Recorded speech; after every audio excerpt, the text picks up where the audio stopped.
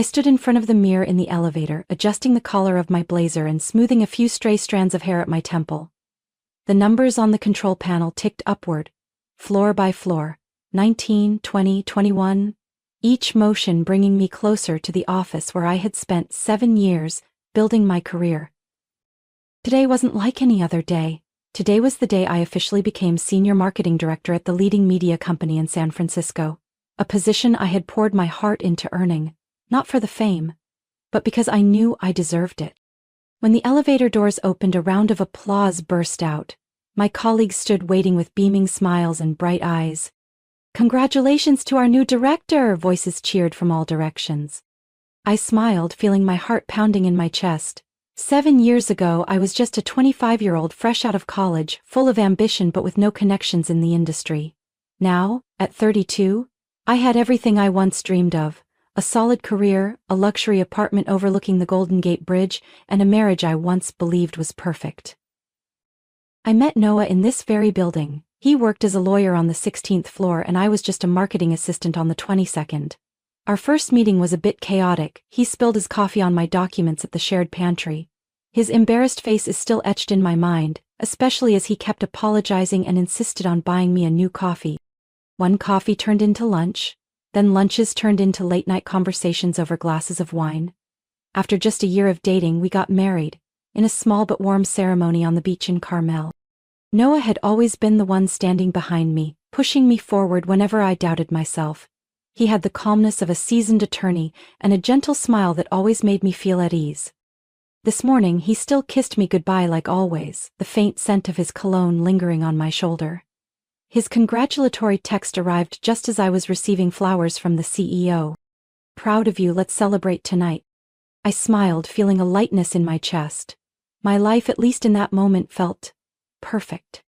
Everything seemed to be in sync until Ava, my assistant, walked into the office with a stack of documents in hand.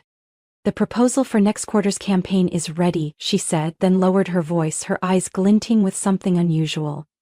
"Oh, have you met the new legal consultant yet? Her name is Claire Turner, just transferred from the New York office." I shook my head slightly. Lately, I'd been too busy to keep up with hallway gossip. "People say she's really sharp, and..."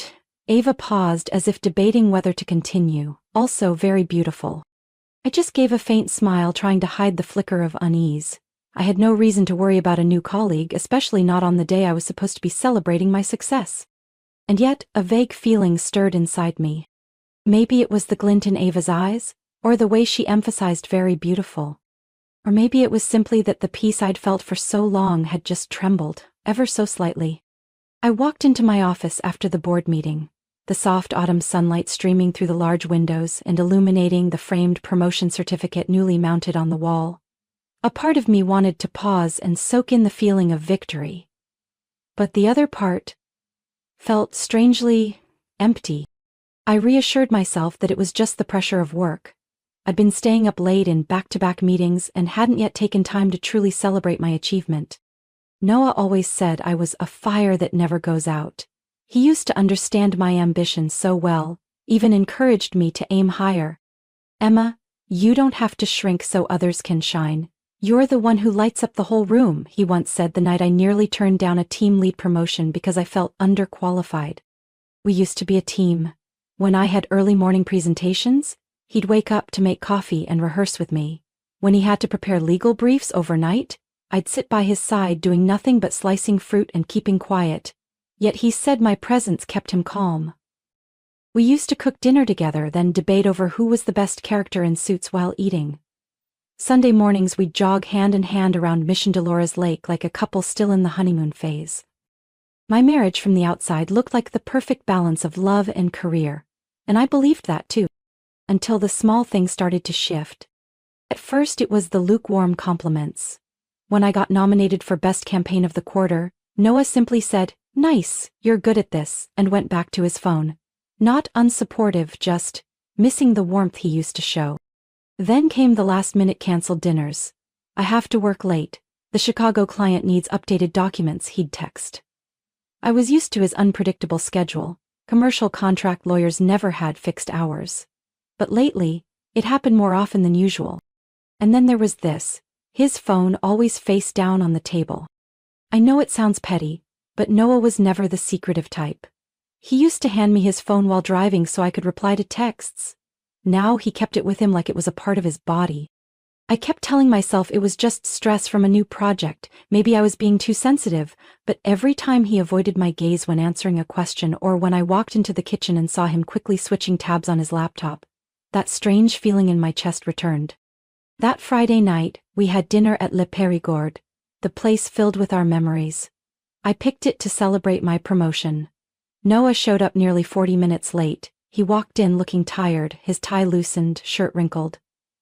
I smiled, trying not to mind. "Did you order yet?" he asked, checking his phone quickly before placing it face down. "No, I wanted to wait for you." We ordered, and the conversation, once the highlight of my day, now felt scattered and half-hearted. I talked about the upcoming campaign, he replied with polite responses. When I asked about his new project, he just shrugged. "Tough. The new partner's a bit demanding." "Is Claire working with you?" I asked, trying to keep my tone casual. He froze for a second. "Yeah, but she's just handling documents. Why?" "Ava mentioned her, she stands out, everyone's talking about her." Noah nodded, gave a faint smile, but it didn't reach his eyes. "Yeah, Claire's smart, but a bit loud." I took a sip of wine, saying nothing more, not because I believed him, but because I was testing how bad he was at lying. The answer was, very bad. I didn't know exactly what was going on, but I knew this feeling wasn't wrong. And as the waiter placed the dessert on the table, I looked at Noah, the man who used to be my whole world, and my heart whispered, "It's time to open your eyes." Monday morning, I arrived at the office earlier than usual. I had barely slept the night before. Despite the fatigue, I came in an hour early, just to sit in my car in the parking lot, watching people walk in one by one. I didn't know exactly what I was looking for, just a feeling that pushed me from deep within. At exactly 7:43 a.m., a white Audi pulled into a spot 3 spaces away. A woman stepped out with a strangely confident presence, her lightly curled brown hair, fitted pencil skirt accentuating her tall, slim figure, and high heels clicking crisply against the concrete. I had never seen her before, yet somehow I knew instantly. This was Claire Turner. She walked into the lobby where Noah usually stopped to grab coffee before heading upstairs. I didn't see him anywhere. But 10 minutes later I saw them walking together in the hallway on the 18th floor near the legal department. Claire was beaming, saying something that made Noah laugh. That kind of laugh I hadn't seen on his face in a long time. I quietly turned away, but my chest tightened. That afternoon, the company held a small celebration for the marketing team's overachievement this quarter. I wasn't in the mood but couldn't decline as the newly promoted director. The lounge was simply decorated. White and blue balloons and a banner stretched across the wall. "Congratulations, marketing team, a stellar Q4. Colleagues stood around with champagne glasses chatting about work. I had just finished talking to the COO when I saw Noah walk in, Claire right behind him. She was wearing a sleeveless red dress, far bolder than typical office attire. I tried to keep my smile as they approached. "Congratulations," Noah said, handing me a glass of champagne. "I'm proud of you." "Thank you," I replied, my eyes glancing at Claire's polite smile. "Claire Turner," she said, extending her hand. "I've heard so many wonderful things about you." I shook her hand lightly, hopefully all of them are true. Claire smiled, voice as sweet as honey. "Of course. Noah can't stop talking about you. He says you're the smartest and most resilient woman he's ever known." A simple sentence, yet laced with subtle sarcasm and a quiet claim. I didn't react, just sipped my drink and turned to another colleague, but from that moment on, I watched. I watched every small gesture between them. The way Claire lightly touched Noah's arm when she spoke. The way he leaned toward her, eyes fixed on hers. With each passing moment, the doubt inside me grew into something undeniable. That night I sat alone in the kitchen, bathed in warm yellow light, though my heart felt frozen. Noah texted that he had a late meeting, told me not to wait. I grabbed my laptop, opened the internal email system and searched for Claire Turner's name. Under new hires, she was listed as a senior legal advisor, transferred from the Chicago office, directly supporting the strategic contracts team. Nothing wrong, not a single odd word, and yet somehow, that was the scariest part. Everything looked by the book. I kept scrolling until I found her photo from the staff introduction. That smile, those eyes, that confidence. I knew her type.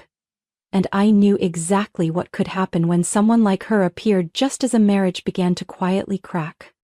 I closed the laptop and sat in silence. The ticking of the wall clock echoed in the quiet kitchen. Then I stood up, grabbed my phone and texted Ava. Send me the full meeting schedule for the legal department over the past 3 weeks, including sessions Noah attended. A minute later, Ava replied, Do you need me to list a reason for HR? I stared at the screen for a moment before typing back, Not yet. Just keep this between us. I put the phone down and took a deep breath. I didn't know what was waiting ahead. But I knew one thing.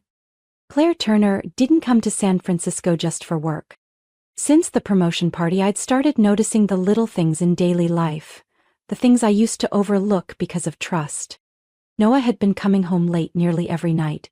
The usual reasons were documents to review, difficult client, or prepping for tomorrow's negotiation, all reasonable, if not for the avoiding eyes and the always face-down phone.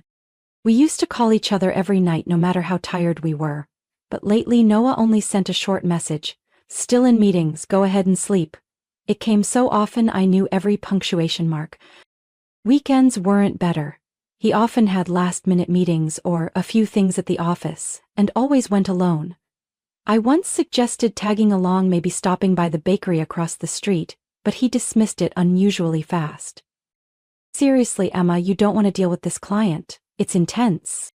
I nodded, staying quiet, but inside something was forming, a flickering instinct I couldn't ignore. That Wednesday I had lunch with Lisa at our usual salad spot on Battery Street. She was my college best friend and now worked in HR and Wet Like the Wind. Lisa set her tray down and looked at me carefully. You haven't been sleeping, have you? I gave a faint smile, cutting into the chicken breast. Probably just the deadlines. She said nothing, just watched me for a while before mixing her salad. But I knew she wasn't done.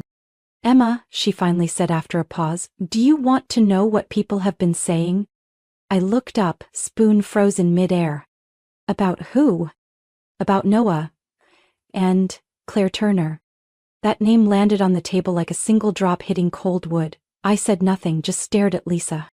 Nothing concrete, Lisa continued. But Claire's been showing up at meetings where she usually wouldn't be needed. And they always leave the office together. Probably just work, I heard my own voice. Light as a hollow excuse. Lisa tilted her head. Emma, you're not the type to get suspicious over nothing. But if someone like you starts feeling something's off, maybe something really is. I tightened my grip on the spoon. I don't have proof. You don't need proof to trust your gut. But if you want clarity, start small. Lisa placed a small slip of paper on the table. It had the email of someone in security. I'm not suggesting anything, but if you need confirmation, this person can give you office entry logs, keycard history, hallway camera access, all internal protocol, nothing illegal. I didn't respond right away. My heart pounded so hard it rang in my ears.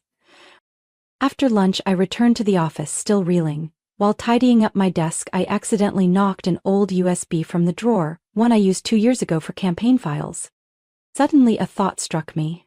What if I saved everything I was feeling, each doubt, each clue, like a strategy plan, just like prepping for a major pitch, not to conclude but to see the full picture clearly. That night, Noah got home around 10. I was still in the living room pretending to read. He took off his coat and kissed my hair like always. Sorry, the meeting ran long.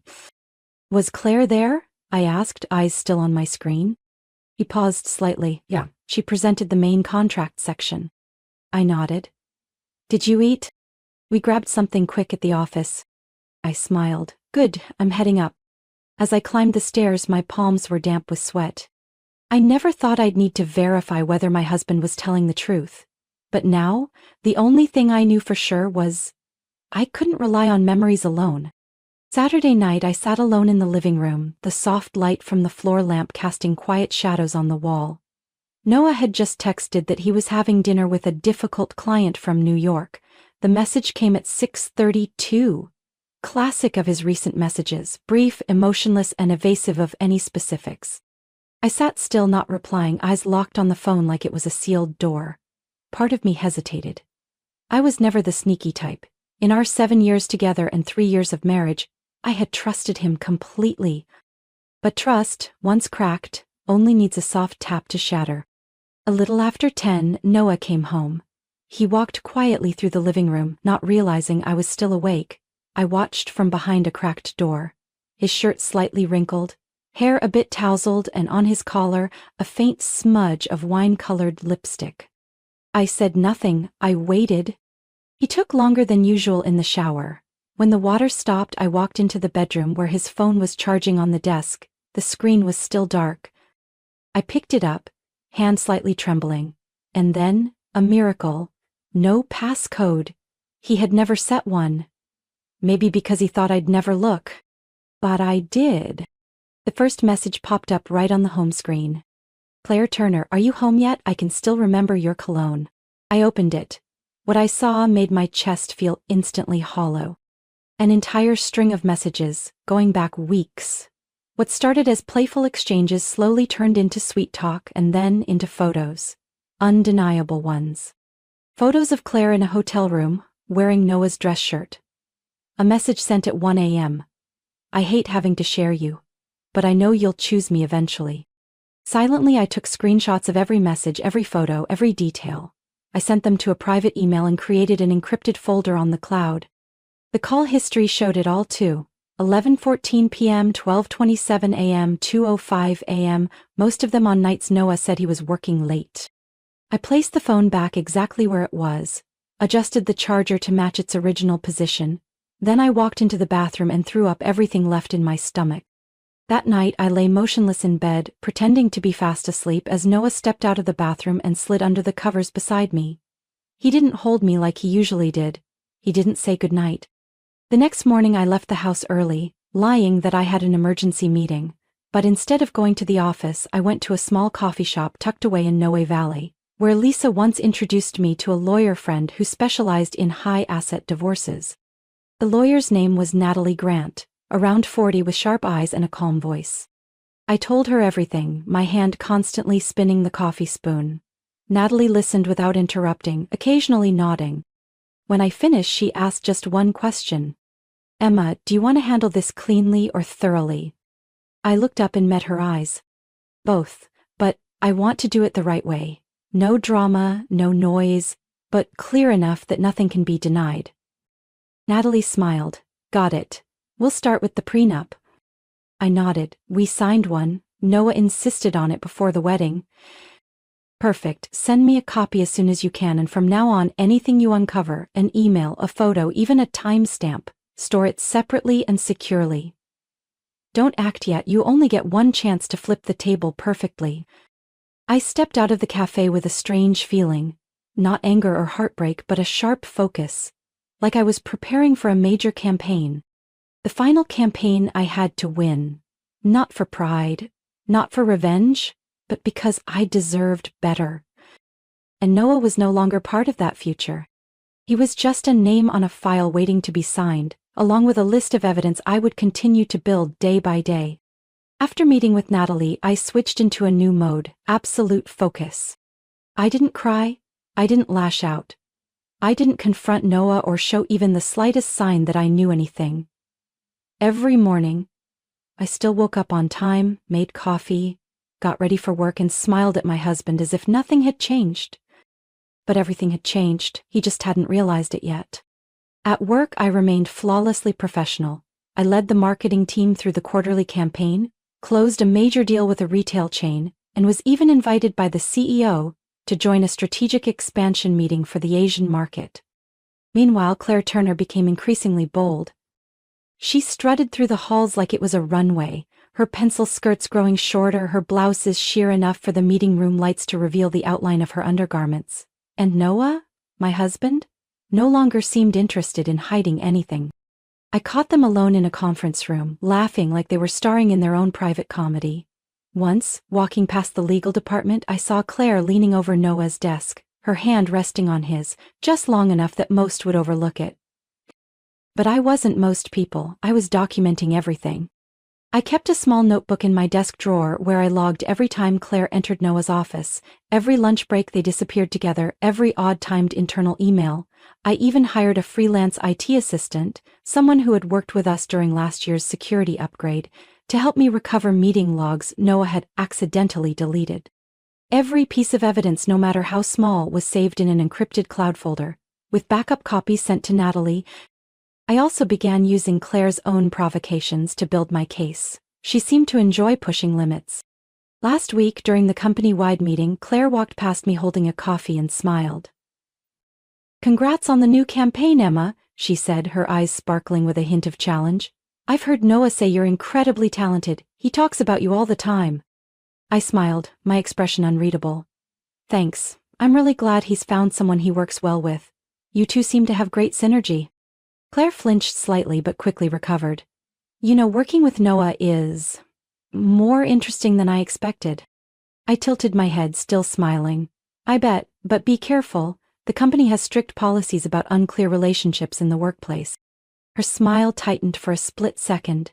Then she walked away, her heels clicking like a retreating chess move. Exactly as I predicted, overconfident too soon. I didn't need confrontation, I just needed time and observation. They were getting careless. I caught messages flash across Noah's screen when he forgot to lock it. Things like, "I wish you were staying tonight," or "We can't keep hiding forever, can we?" Each message was a puzzle piece. And I was almost done building the picture. I sent the new materials to Natalie with a note. "We're getting close." She replied with one line, "Wait for the perfect moment to go public, don't rush." And then it arrived. An internal email went out company-wide. "Next week's annual gala will be held at the Fairmont Hotel. Attendance is mandatory for all management-level staff." I stared at the announcement, then slowly smiled. The gala where all eyes would be on the leadership, where reputations and personal images would be on full display. If they dared to go public there, then everything I'd prepared would be undeniable. And if they didn't, I still had enough evidence to force the board's hand. Either way, I would be in control. For the first time in months, I didn't feel helpless anymore. I was no longer the betrayed wife. I was the woman flipping the board, moved by calculated move, calm, smart, and not letting emotion cloud her reason. And what they didn't know was their overconfidence had handed me the key to the end. That night, the Fairmont Hotel sparkled like a scene out of a film. The grand hall was lined with red carpet, soft music floated from a live band in the corner, and the clinking of glasses mixed with laughter and congratulations painted the perfect picture of elite business society. I walked into it all wearing an emerald silk gown cinched at the waist, the train trailing behind each step. My hair was in a sleek updo, showing off my delicate neckline and slim shoulders, not to allure anyone but to remind myself. I wasn't here to react. I was here to end it. Heads turned as I entered, not just for how I looked, but because of the silence that had followed me these past weeks. Everyone had heard the rumors, but no one dared ask. And I smiled, politely nodded at each curious glance, and accepted a glass of champagne from a server. Across the room I saw Ava and the marketing team waving me over to their table, but before I could move, a small ripple stirred through the crowd. Heads turned in unison. Someone whispered Noah's name. I turned. He appeared exactly as I expected, dashing in a perfectly tailored black tuxedo, one hand resting lightly on Claire Turner's waist. Claire wore a silver gown with a daring slit, the kind not meant for corporate events. She smiled sweetly, her red lips catching the chandelier's light. They entered like a magazine cover couple, hand in hand, unapologetic. People whispered. I heard my name scattered among the murmurs, but I didn't care. Because I knew it was time for their true colors to show. Noah saw me. He paused for a moment. Then, as if to prove something, he leaned down and whispered into Claire's ear. She laughed, tilting her head back. And right there, in front of the entire company, executives, colleagues, and me, Noah kissed her. A long kiss, long enough for people to turn away in discomfort, bold enough to turn rumors into truth. I lifted my champagne glass and tilted it ever so slightly toward them. A faint smile brushed my lips. No trembling, no tears. Noah pulled back and looked at me. His expression faltered for a second. Maybe he expected me to turn away, or to leave the room, or at least look shaken. But instead I raised my glass and gave a slight nod, as if thanking him for the gift he'd just delivered. I saw the color drain from his face, triumph slipping into uncertainty. Lisa stepped up beside me, her red dress as bold as the fire in her eyes. She leaned in and whispered, "You ready?" I set my glass on the nearest tray. More than ever. The loudspeaker announced the start of the awards ceremony. We moved into the auditorium. I took my seat among the senior leadership, a position arranged in advance, and part of the strategy I had carefully planned. Lisa sat beside me, while Noah and Claire were placed at a table near the very back. HR didn't assign seating at random. When my name was called for exceeding quarterly revenue targets, I stepped up to the stage, took the microphone and looked around the room. Every eye was on me. Even those two trying to pretend nothing had happened. I smiled and began my speech like a model executive. I thanked the team, the board, shared a few words about work ethic and innovation. Then I paused, my voice softened, my eyes never left Noah. I also want to thank the company for creating a transparent work environment where professional ethics are held to the highest standard. I believe that no matter what we do, integrity is non-negotiable.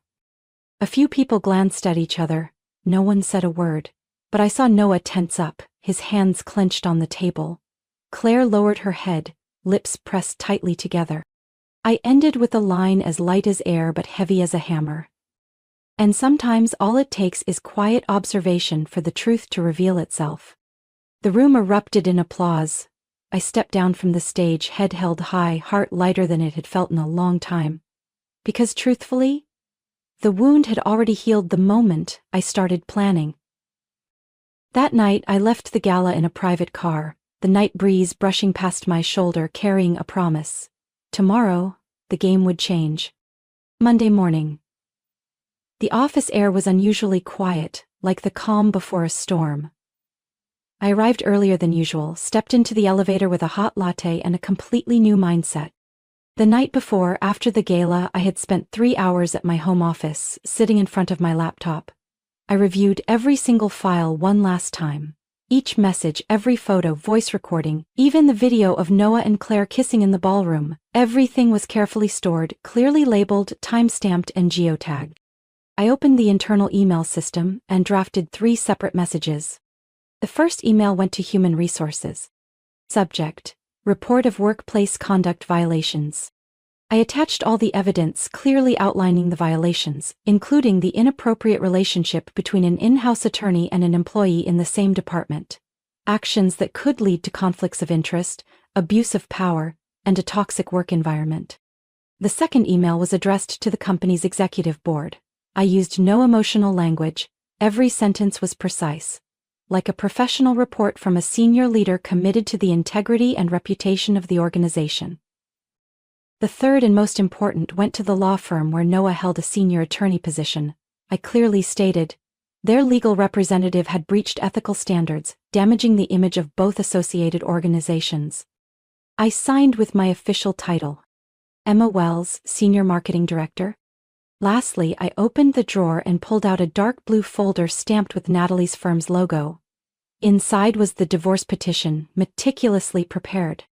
The prenup Noah had insisted on before our wedding. He was the most confident person when signing it, but he hadn't read Clause 17.3 carefully.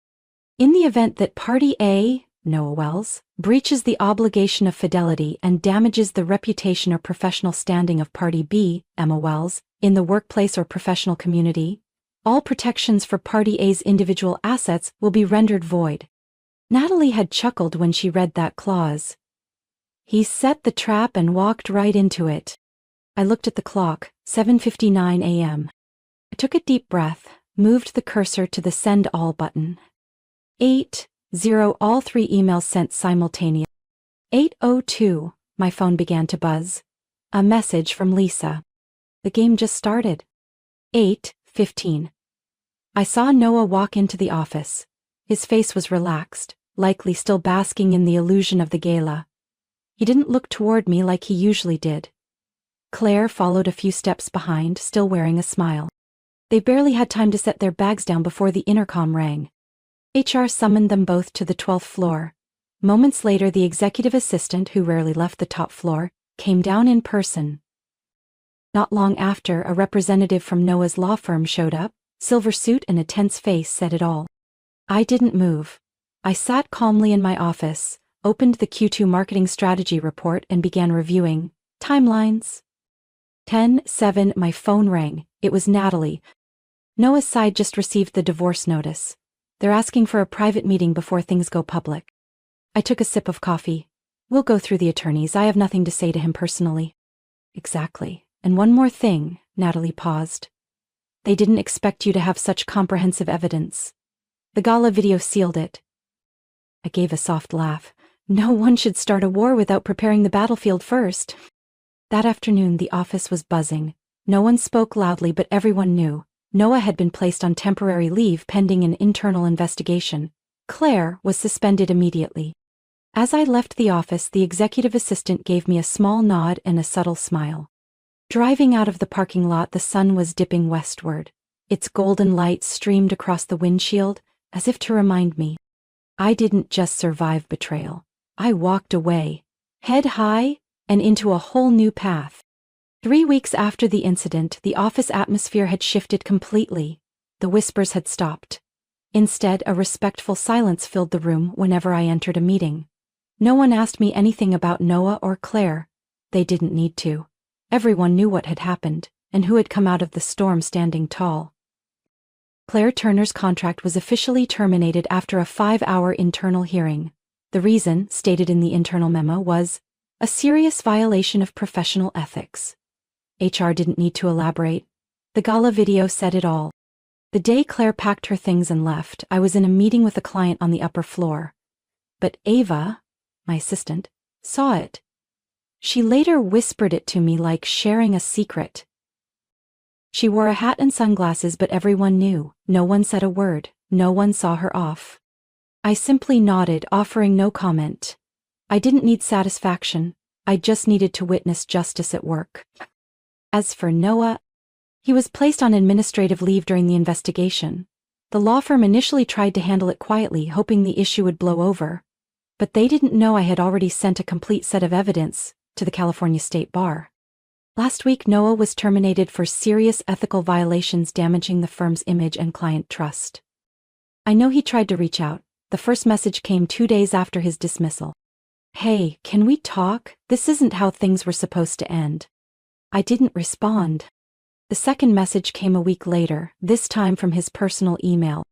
I was wrong, I know, but you went too far. You destroyed my career. I deleted it without reading the rest. The last I heard of Noah was from Lisa. A friend of hers in San Diego spotted him working at a small law office on the outskirts, handling low-profile civil cases. He looked worn out, hair a mess, sitting in a cheap coffee shop flipping through case files like he was trying to remember who he used to be, Lisa said, voice a mix of pity and cool detachment. I felt nothing. No more pain, no more anger, just I had survived. And I had won. As for Claire, I ran into her by chance 2 weeks ago at a small diner in Oakland with Lisa. When I walked in, Claire was carrying a tray at the service counter. In a gray-black uniform and a restaurant logo apron, she was almost unrecognizable. Our eyes met for a second and I saw the flicker of embarrassment in hers. I said nothing. I didn't look away. I simply smiled, a soft smile, not smug, not mocking, just the smile of someone who had left it all behind. Claire turned quickly, avoiding eye contact. She never came near our table the rest of the evening. As we walked out, Lisa turned to me and asked, "How did it feel seeing her like that?" I shrugged. "Nothing special. Things happen as they should." Lisa laughed. "You really are a master." I just looked out at the golden lights lining the street, my heart finally still. My life now is peaceful in a way I never imagined. I moved into a new apartment in Pacific Heights. Spacious, airy, and free of old memories. I no longer check my phone in the middle of the night. No more forced smiles over false words. In the mornings I get up early, make my own coffee, listen to soft jazz, and head to the office wrapped in the quiet I never knew I needed.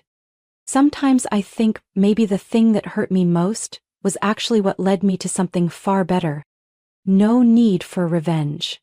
No need for loud retaliation. Just take a step back, wait for the right moment, and let them get caught in the trap they set themselves. And I, as Lisa once said, just had to pull up a chair and watch the outcome.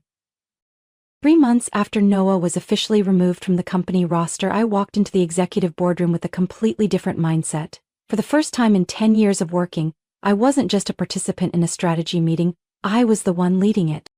That morning, the CEO invited me to the 24th floor, the floor usually reserved for those on the succession planning list.